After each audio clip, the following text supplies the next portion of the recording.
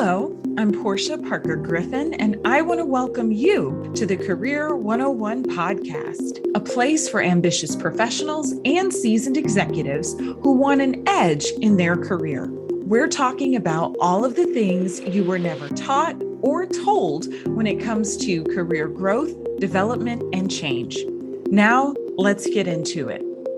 Today, we are talking about Resumes 102, resume writing tips with Wynter Love. As many of you know, Wynter Love is our career services manager and lead interview coach. She is a current member of the Professional Association of Resume Writers and Career Coaches and a previous member of the National Resume Writers Association. In addition, Wynter holds certificates in human resources management, motivational interviewing, mediation, and teaching with technology and distance learning. She has 15 years of experience in employment consulting and transition coaching. Wynter attained a Bachelor of Family and Consumer Science from the University of Georgia and a Master's of Education with a concentration in adult education and training from Colorado State University. Hi, Wynter. How are you today? Hi, I'm cold. It's been cold recently. How are you? Yes, it is winter time. It is winter time. Absolutely.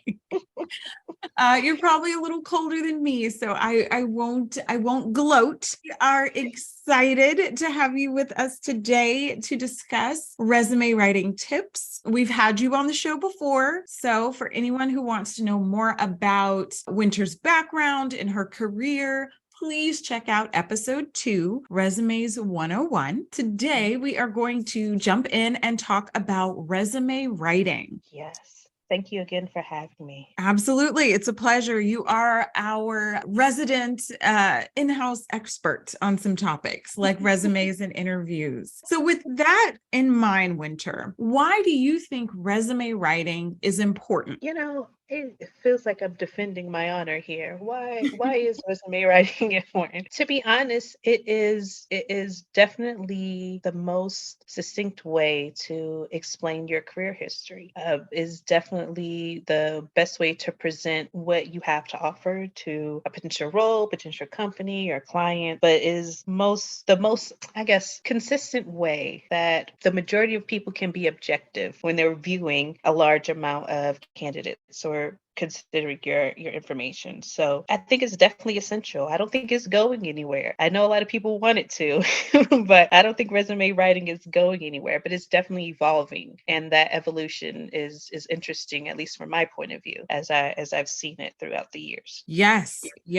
Resume writing is definitely evolving. I love how you mentioned that point. And one of the things also going on, is, disruption and AI and all of that. But with that being said, I do think that professional resume writing and really understanding it can be beneficial for people as they present themselves, right, to others, like you were mentioning, and just that objective way to present themselves as a candidate for a job opportunity. So yeah, I think of different ways. I'm sorry to interrupt, but what jumped out was like connecting the dots. A lot of times the professional resume writer is able to connect those dots that you may not be able to connect within industries or even across industries.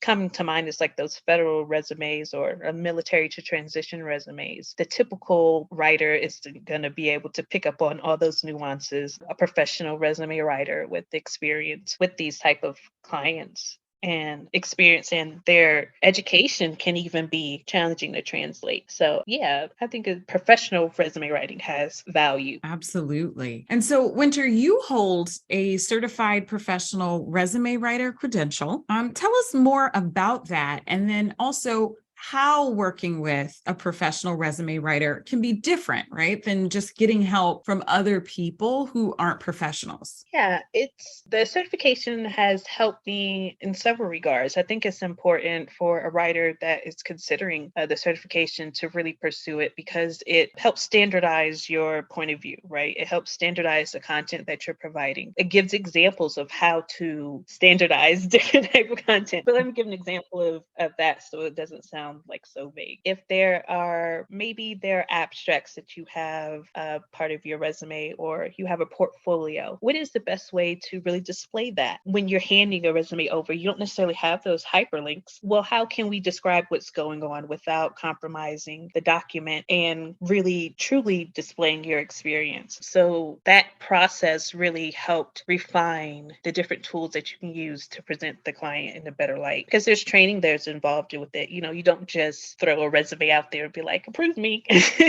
So some programs require classes to be taken. There are like panels that review of documents. So there are other industry experts who have had the length of time writing across the multiple industries, giving you feedback on your documents. And that's what's really valuable. That centralized hub of any certification that you are looking to pursue, the access to resources is really, really important. Mm-hmm. So from your perspective, what is the benefit in working with a professional resume writer as opposed to just, getting some help with your resume from someone who isn't a professional? Yeah, it's the access to resources, and that hub really does help frame what is the evolution, what's happening in the current moment. So if I take a look at the resumes that I wrote before I got certified versus the resumes that I write now, my choices are completely different. And because those choices are different and refined, your ability to reach more recruiters, your ability to reach more hiring managers is significantly increased. Just with a variation of keywords and a variation of verbs can completely change the way that you're perceived on paper and potentially perceived for a potential role. I can't say how many times, I know we'll talk about this later, but professionals will come in and they're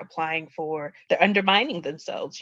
They're applying for these assistant positions where they should be director. And it could be all in the nuance of your document and how you see yourself, how you portray yourself, how you explain your history. And a professional resume writer is able to do that almost at a glance. Those consultations matter and really are able to show, who has eye for what's going on in the industry. Yeah, I completely agree. And what you mentioned about the keywords and the active verbs and just knowing what those are and which ones of those should be on your resume that are in alignment with your industry and the job that you want to target is so important. I know we talked a little bit about keywords in episode 2. So if someone wants to know more about that, please check out that episode. And then I really like what you said about just kind of how the frame of reference and how you structure the resume, how a professional would structure it versus someone who's just, hey, I'm good with grammar, right? And I'm going to help you make sure that your punctuation and your spelling is correct. Right.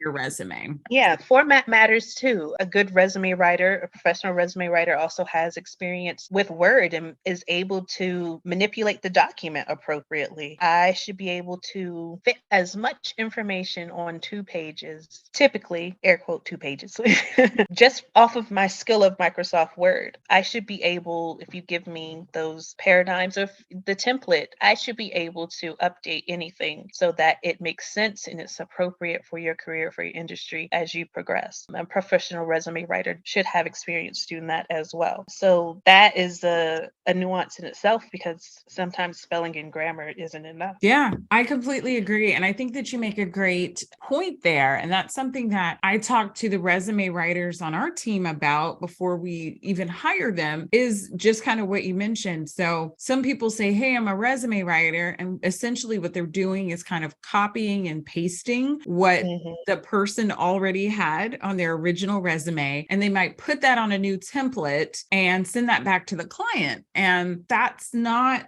professional resume writing. They're not transforming that document. They're not incorporating those keywords, those active verbs, and really helping the person stand out. And so from what I've seen, I think that's a big distinction between professionals who are writing resumes and then people who say, hey, yeah, I can help you, with your resume. Yeah. And, we see those all the time. Unfortunately, we get those clients who have paid someone else to do it and they say that they're professionals, but they're not getting the results that they would like to see, or they just know something isn't right. And usually it's not from a professional resume writer. It's from, the hobbyist. I sound like a resume elitist over here, but it's true. It's true. There is a difference. It's a different intention. Yeah, I think there's a huge from someone who writes from a template versus someone who writes from passion. I think a professional resume writer and someone who's been in it, I'll speak for myself. I'm truly invested in the transformation of people. I truly get excited that, one piece of paper, one document can completely shift your life. It can completely put you in a different path and give you access to different opportunities. And that was what drives me as I write. So, your job search becomes personal for me, which means that my writing becomes a little bit more personal. So it's just a different nuance in who you choose to help you with your document, if it's, a template or if it's storytelling.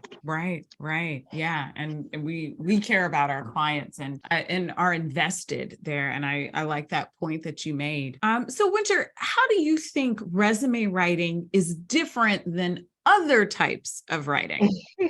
Oh my. Resume writing is different because there are rules, right? We want to be able to tell the story in the shortest amount of time. So you're removing like a lot of those articles, or there's no pronouns. You want it to be able to speak in chunks or speak in moments to the job description as you compare it. So a lot of times as I craft resumes, I think of those vignettes. So what is a good phrase that I know can translate across the industry and that I can infuse into the document. So when you're writing, I think the difference is a lot of editing.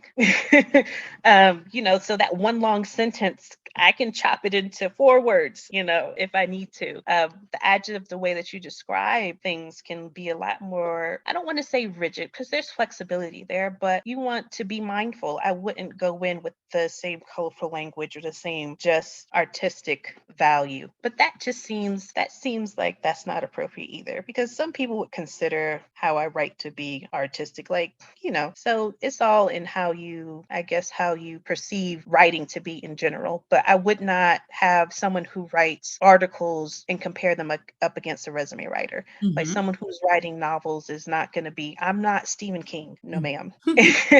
And I even noticed that the way that I write my emails is also mimicking how I write resumes. So I have to go in and edit all of my pronouns and things like that. So it definitely is a muscle that is worked and takes practice. So I don't know if I would say it's better. It's definitely different. Is definitely on the opposite end of the spectrum of writing, in my position or in my opinion. Yeah, I agree. And I've seen people who say, "Hey, I'm a good writer. I can just write resumes." And to your point, really understanding the structure and the goals and some of those rules in resume writing is very important. One way that I describe it, Wynter, to clients who aren't super familiar with resume writing, I say that it is part technical writing, right? So we have to have the right keywords on the page in order for recruiters and hiring managers to know that you're a good fit, and also software technology, right? Mhm. So I say it's part technical writing. I say it's part creative writing, because we are creative in how we position you, right? There's not that redundancy. We're not using the same words and phrases over and over again. We're putting a creative spin on it. And then I also say it's part persuasive writing, in that you are writing for the reader and you're positioning the client to be seen in a positive light, right? And to be seen as though they are capable and perhaps overqualified in some instances, and ready to exceed expectations in a job. So for me, that's the kind of quick way. I don't know how quick it was, but I generally say part technical, part creative, and part persuasive writing. And when you put Yeah. that together with the goal of positioning for a client, that's how I think of resume writing. Yeah, it's definitely a balance. I think that a lot of writers, especially new writers, can get stuck on like one of those pillars, right? And it doesn't feel as natural or isn't as efficient or effective as it could be. So that balance among those, yeah, I agree, is definitely needed. Mhm. So, in a previous episode, we covered the basics on what your resume should look like. But from your perspective, what are some of the biggest challenges you've seen professionals or executives have with resume writing? I think the biggest challenge is really just clarifying their goals or clarifying their accomplishments. You mentioned before how some resume writers or some professionals go in with that template, right? It's just something that maybe they've been using for 10 years for college, and I'm just adding on my job titles and, an excerpt from the job description, but there's really no intention there. There's no really fleshing out the details in a way to present you in a better light. So I just see a lot of professionals and a lot of times executives not taking the time to go line for line and like, what do I really do? And what is a big part of my role? Can I add a percentage to, what I do? And maybe that is a good way for you to go about writing your resume. Having a better structure on organizing your information, I think, is the biggest challenge that I've seen. Yeah, I would agree. And when I talk to prospective clients or clients that we already have, one of the most common things I hear from them is, I know that I've done all of this really amazing stuff, but it's not on my resume. And I don't know how to really get it out of my brain and onto the page. Right. And so that's when I tell them that that's what we're here for. And, we can help them through that process in a few ways and, ask the right questions and all of that. So agree. Yeah, asking the right questions is important too, because, a lot of times we don't frame our success in a way that many people would understand. Like a lot of times, you wouldn't think of yourself as improving operations by 20% or even making that translation to a dollar value. That's what companies see. What is your impact, and making that impact in numerical value is really important to elevate your documents and really sets you apart, because everybody can add that narrative, right? I improved Salesforce through training. Yeah, but tell me more. How many people did you train? Were there multiple sessions? How long were these sessions? Like, all of this is important. Were there multiple topics? What were the topics that you covered? A lot of people talk about diversity, equity, inclusion, but they don't really make that connection that they've actually done training about it or around it. Same with safety. I'm coming to find we just came off of operations managers, so I'm sorry, that's fresh in my head. But those nuances matter in making sure that you are really as specific as possible, when you are discussing your accomplishments and organizing your information. The Career 101 podcast is brought to you by Fly High Coaching, where we help our clients soar to their full potential. More and more professionals and executives are setting out to achieve their career goals. But without the right support, it can be difficult, if not impossible. Whether you need career coaching, interview coaching, or a professional resume, we're here to help. Check us out on our website, fly-highcoaching.com. Absolutely. Absolutely. Quantifying those accomplishments and being descriptive is so important. So, Wynter, why do you think resume writing can be so stressful for people? We talk about this often, right? The stress that's attached to writing and to talking about yourself, to presenting yourself. You don't want to seem egotistical, or you want to be humble. A lot of people say is, I don't want to be bragging, or I don't want to misconstrue my experience. But I think examining that space is important, and we push our clients to do so. So that stressful part is a part of your growth, it's a part of your positioning. I think it's also stressful that people try to become professional resume writers overnight. I don't think that anyone can go from, having a template or having an example of what they would like to see to writing, I'm the advocate of authenticity and, a change agent for, innovative processes. Like, that is a huge leap if you don't have a clear idea of your accomplishments or how to express your accomplishments, then to go immediately into that colorful language or that more impactful language. So that translation between the two can be stressful as well. Or why isn't the words coming out how I say, how I see it? And professional resume writers help with that process. I can't tell you how many times I prefer to talk to a client because to hear them talk about themselves, or to hear a client talk about their position from their point of view, gives a lot of content, a lot of context to expound on. So those colorful moments can be expressed more, so we can talk about you simplifying a framework to drive winning performance, rather than just achieving goals. We can talk more about, you stabilizing operational cadence, and let's explore the business rhythm and how you made impacts there, rather than just providing that template version that you found on Google. No shade, Google's helpful. But, a professional resume writer is going to take it a couple of steps further. I'm not going to say one step. I'm going to confidently say a couple of steps further. Yeah, I agree. Making that, I would say, background, that history, that experience stand out in a way that feels, authentic, I think can definitely be a challenge.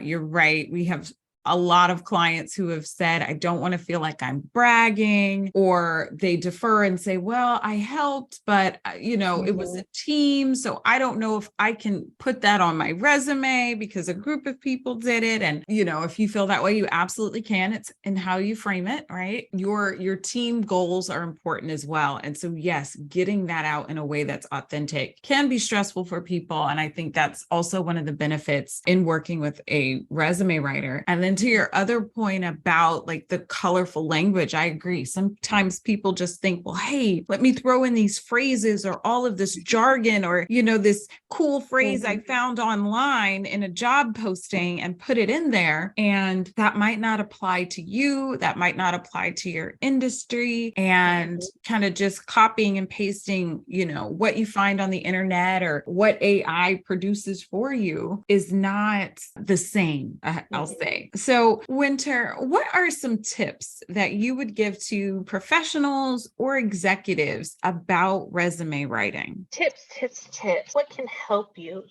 I really like when you mentioned those keywords, those verbs when you approach. So, like, you help the team. I think one tip is to examine those verbs that you're using and mirror it against the job roles that you are pursuing. If you're looking for those leadership roles, I don't know how comfortable helped is on or how impactful help is on your resume. And like other keywords, like, what's a good one?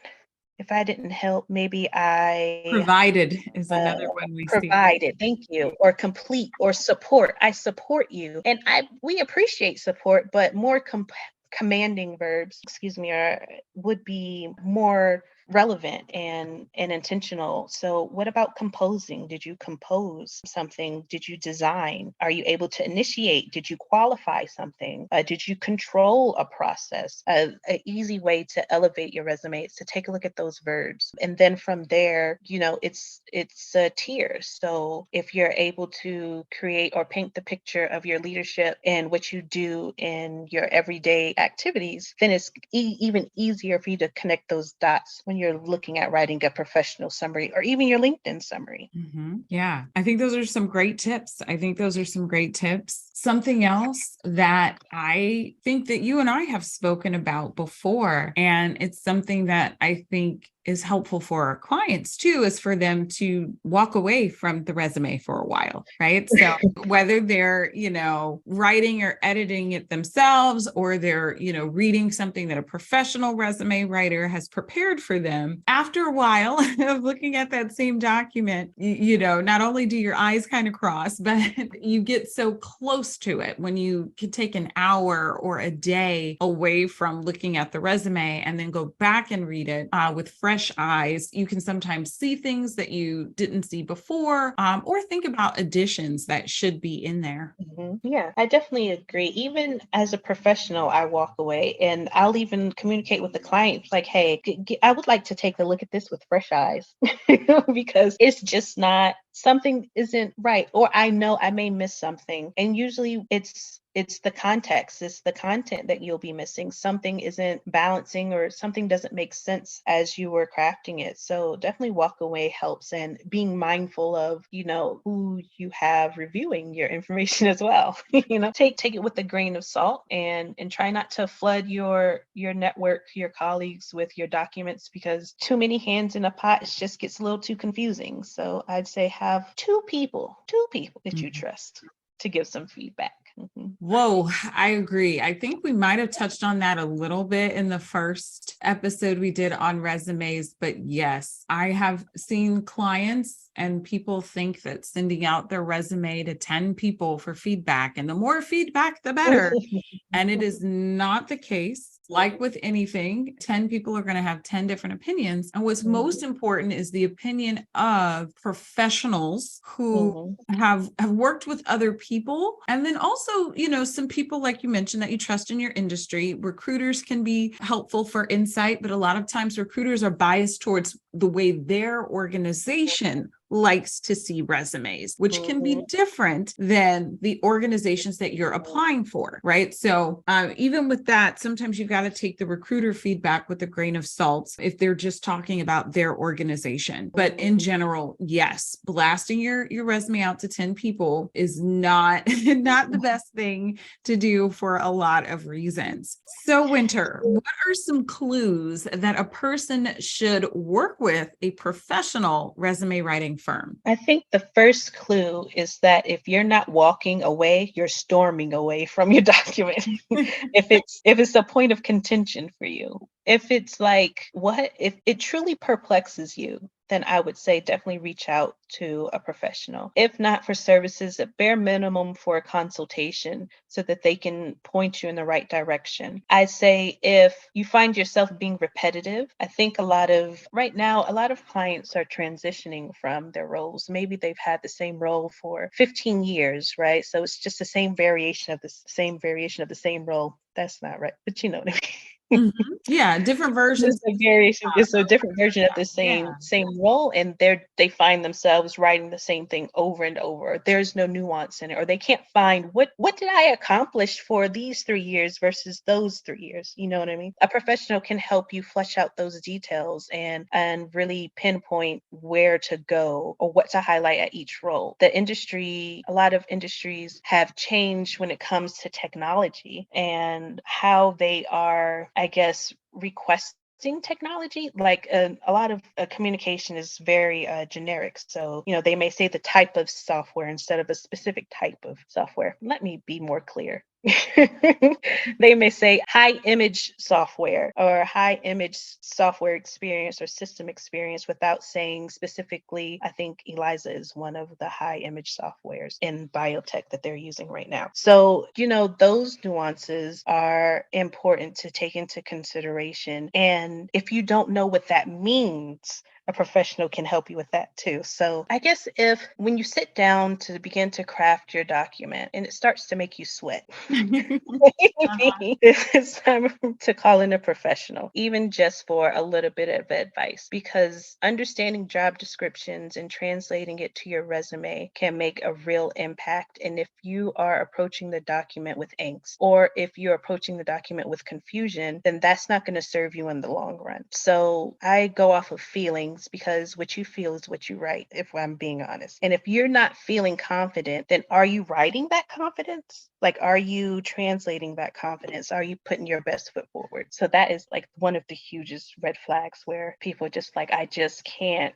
imagine a space where I can even create the words. Yeah. Professional, not your friend, a professional. I think another identifier that it's time to call a professional is if you're looking to transition. And this is not indicative of everyone, but there are a group of professionals who are transitioning and that just don't know what keywords to use, just don't know how to translate their experience to another industry, or who have just finish a new set of training. And how do I make this training as impactful as the rest of my experience? Maybe I've been, VP of products, and right now I'm really into data analysis. Well, how can I make those two connect so that I can be appropriate, or I can fit into this role or be considered for this program? So I'd say definitely consider a professional resume writer in that regard too, because connecting those dots and finding those balance that we talked about earlier really helps push you forward a lot quicker, especially right now. Yeah, I love it. I love it. And then also, I mean, this one can seem kind of obvious to people, but if you are applying for jobs and you are getting automatic kind of thanks, but no thanks emails or automatic decline emails, that lets you know that your resume is not moving through the software technology systems. And that's a clue, right? That you need to get that looked at by a professional. And then also, if you just aren't getting as many interviews as you really think that you should be getting, that's another clue as well. And then to piggyback on what you said, Wynter, we're one of the few firms that we will do a brief kind of resume review for you at no charge. And so, when you reach out to us, we can send that information to you via email. So, we can definitely look at a resume for someone at no charge at this point. So yeah, we definitely care. So my last question for you, Wynter, how do you think executives or professionals can get a positive edge with resume writing? A positive edge with resume writing. I'd say a positive edge is to put yourself in a position to see more resumes. Can you be on a hiring committee? What's your mentor doing? Have you seen your mentor's resume? What's going on with your executive team? Can you search their resume and their bios online? I would say definitely take a look at researching what can be considered familiar for your industry, for your goals in the next 5 to 10 years. If you're interested in entrepreneurship and business plans, 100% you should be doing the same thing for the owners of those businesses. What has been their history? How do they explain their history? That in itself, having that awareness of different ways to express yourself professionally is insightful in itself. So yeah, definitely ask around. I know that's the whole thing. We don't talk about our salaries, but a lot of people don't talk about their resumes either. Get together if you're a manager or if you're an executive over a team, and have a professional development day where we look at our resumes. Bring in somebody to come and look at your resumes as a team. I would appreciate that if I was on somebody's team. It's like, man, you really care, So that in itself is just different ways that you can support yourself and support others, but just bringing more awareness about it is my number one tip. Take initiative. Great advice. So Wynter, you have shared a lot of tips with us today, and I'm sure that our listeners can use that to be more confident with their own resumes. We appreciate you being with us. Thank you again. It's really a pleasure to talk about it. No one else likes to chat about resumes with me, so I'm always excited. Great. Well, we will come and we will hang out again and talk about resumes soon. All right.